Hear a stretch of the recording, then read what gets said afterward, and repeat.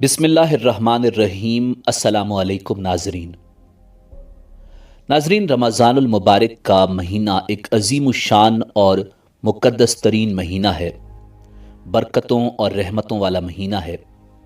اس مہینے میں اللہ رب العزت کی طرف سے اس کے بندوں پر خاص رحمتیں نازل ہوتی ہیں، ان کے گناہوں کو معاف کر دیا جاتا ہے، جہنم سے نجات کا پروانہ دیا جاتا ہے۔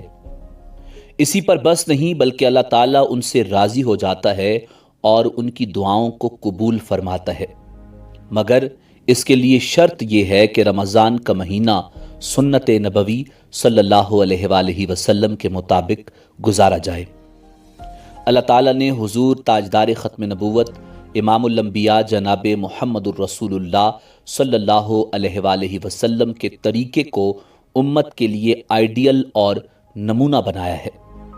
قرآن مجید فرقان حمید میں ارشاد باری تعالیٰ ہے، لَقَدْ كَانَ لَكُمْ فِي رَسُولِ اللَّهِ أُسْوَةٌ حَسَنَةٌ۔ ناظرین، آج کی ویڈیو میں ہم آپ کو بتائیں گے کہ نبی آخر الزماں حضرت محمد مصطفیٰ صلی اللہ علیہ وآلہ وسلم رمضان المبارک کا مہینہ کیسے گزارتے تھے۔ رمضان المبارک کے مہینے میں آپ کے معمولات کیا تھے؟ ناظرین، ام المومنین حضرت عائشہ صدیقہ رضی اللہ تعالی عنہا سے مروی ہے کہ جب ماہ رمضان شروع ہوتا تو رسول اللہ صلی اللہ علیہ وآلہ وسلم کا رنگ مبارک بدل جاتا تھا۔ آپ صلی اللہ علیہ وآلہ وسلم کی نمازوں میں اضافہ ہو جاتا، اللہ تعالیٰ سے گڑ گڑا کر دعا کرتے اور آپ پر خوف طاری رہتا تھا۔ ناظرین، یوں تو حضور نبی رحمت صلی اللہ علیہ وآلہ وسلم کثرت سے نفلی روزہ رکھا کرتے تھے، مگر رمضان کے علاوہ کسی بھی پورے مہینے میں روزے نہیں رکھے ہیں۔ چونکہ رمضان المبارک کا روزہ فرض ہے، اس لیے پورے مہینے روزہ رکھتے تھے اور لوگوں کو روزہ رکھنے کا حکم دیتے تھے۔ جس نے رمضان کے روزے ایمان اور احتساب کے ساتھ رکھے، یعنی اسے روزے کی فرضیت پر یقین ہو اور اللہ تعالیٰ سے ثواب امید بھی ہو، تو اللہ تعالیٰ اس کے گناہوں کو معاف فرما دیں گے۔ ناظرین، رمضان المبارک کی راتوں میں آپ صلی اللہ علیہ وآلہ وسلم کثرت سے نماز پڑھتے تھے اور دوسرے لوگوں کو بھی ترغیب دیتے تھے۔ آپ نے فرمایا، جس نے ایمان اور احتساب کے ساتھ رمضان میں قیام اللیل کیا، یعنی راتوں میں نمازوں کا اہتمام کیا، تو اللہ تعالیٰ اس کے گناہوں کو معاف فرما دیں گے۔ قیام اللیل کی دو صورتیں ہیں، ایک نماز تراویح جس کی 20 یا 8 رکعتیں ہیں، اور دوسری تہجد جس کی کم از کم 2 رکعت اور زیادہ سے زیادہ 12 رکعتیں ہیں۔ اس کے علاوہ بھی کثرت سے نوافل پڑھنا آپ صلی اللہ علیہ وآلہ وسلم سے منقول ہے، اس لیے ان نمازوں کے ساتھ ساتھ اشراق، چاشت، اوابین وغیرہ کا بھی اہتمام کرنا چاہیے۔ ناظرین، رمضان المبارک کے مہینے میں رسول اللہ صلی اللہ علیہ وآلہ وسلم کا ایک اہم معمول قرآن کریم کی کثرت سے تلاوت کرنا بھی تھا۔ رمضان کو قرآن کریم سے خصوصی نسبت حاصل ہے کیونکہ اسی مہینے میں قرآن کریم نازل ہوا۔ جس طرح دوسری نیکیوں کا اجر اس مہینے میں بڑھ جاتا ہے، اسی طرح قرآن کریم کی تلاوت کا اجر بھی اس مہینے میں بڑھ جاتا ہے۔ حضرت عبداللہ ابن عباس رضی اللہ تعالی عنہ سے روایت ہے کہ رمضان کے مہینے میں رسول اللہ صلی اللہ علیہ وآلہ وسلم کی خدمت میں حضرت جبریل علیہ السلام کی آمد زیادہ ہو جایا کرتی تھی، اور جب حضرت جبریل علیہ السلام آتے تو قرآن کریم کی تلاوت کرتے، اور آپ صلی اللہ علیہ وآلہ وسلم بھی ان کو قرآن کریم سنایا کرتے تھے۔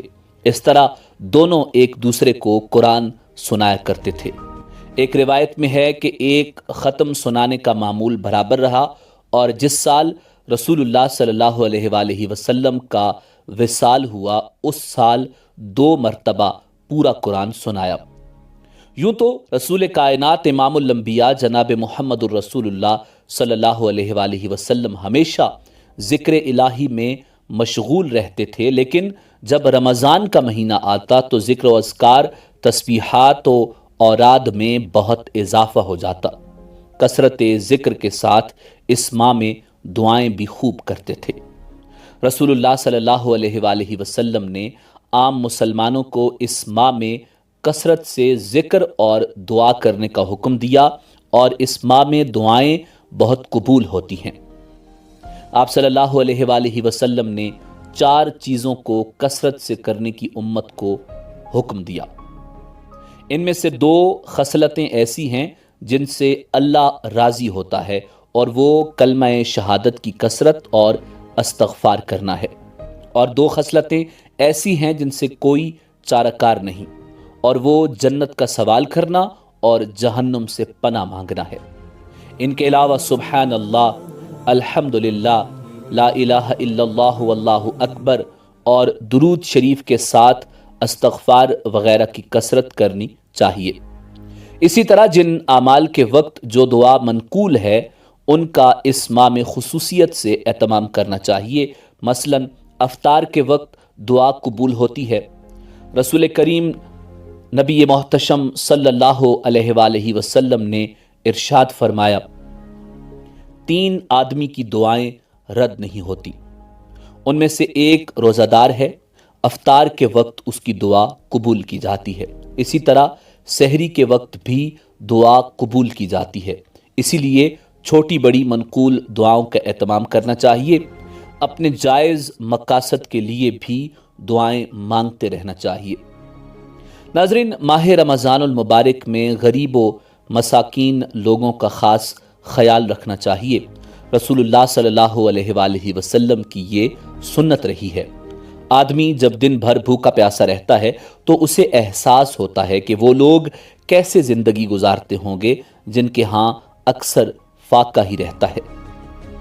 رسول اللہ صلی اللہ علیہ وآلہ وسلم کی عادت مبارکہ تھی کہ آپ صدقات و خیرات کثرت کے ساتھ کیا کرتے، اور سخاوت کا یہ عالم تھا کہ کبھی کوئی سوالی آپ کے در سے خالی واپس نہ جاتا۔ رمضان المبارک میں آپ صلی اللہ علیہ وآلہ وسلم کی سخاوت اور صدقات و خیرات میں کثرت سال کے باقی 11 مہینوں کی نسبت زیادہ بڑھ جاتی۔ اس ماہ صدقہ و خیرات میں اتنی کثرت ہو جاتی کہ تیز ہوا کے جھونکے بھی اس کا مقابلہ نہ کر سکتے۔ حضرت عبداللہ ابن عباس رضی اللہ تعالی عنہ سے روایت ہے کہ رمضان المبارک کے مہینے میں حضور نبی کریم صلی اللہ علیہ وآلہ وسلم بھلائی کرنے میں تیز ہوا سے بھی زیادہ سخی ہو جاتے۔